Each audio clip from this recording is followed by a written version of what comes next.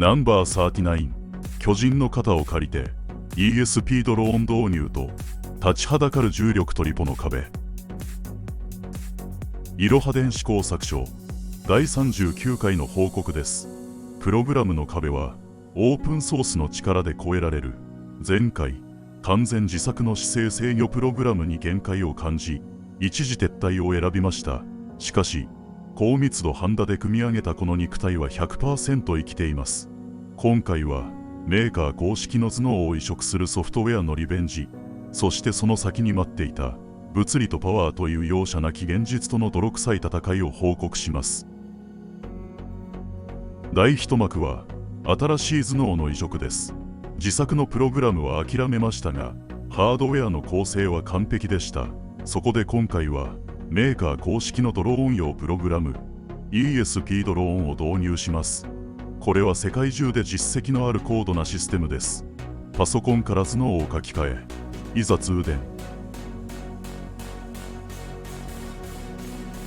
機体を手で持って傾けてみるとモーターがウィーンと狂気的なレスポンスで回転数を変え水平に戻ろうと強烈に押し戻してきます。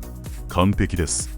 公式のアルゴリズムによってドローンは一瞬で自立安定の力を手に入れました。ソフトウェアの壁は完全にクリアしたのです。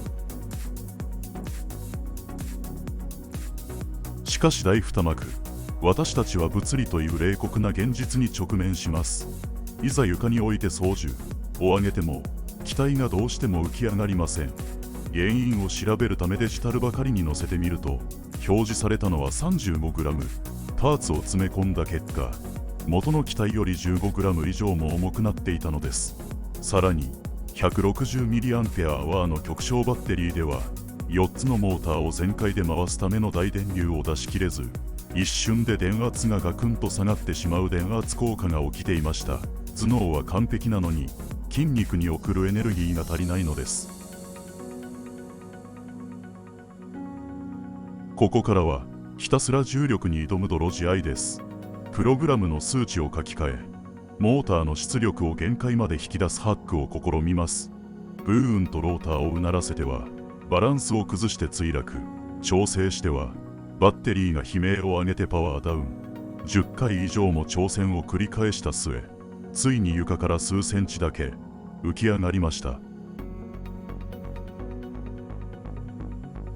しかしそこまででした。これは自分の力で飛んだのではなく床に跳ね返った空気のクッションに浮いているだけの地面効果という現象です。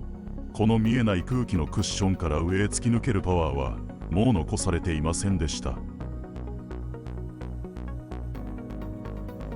制御の壁を越えた先に待っていた物理の壁。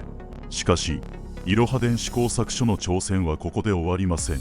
不浄重量を稼ぐために次なる一手、バッテリーの見直しやさらなる軽量化へ、私たちのドローンが本当の空を舞うその日まで。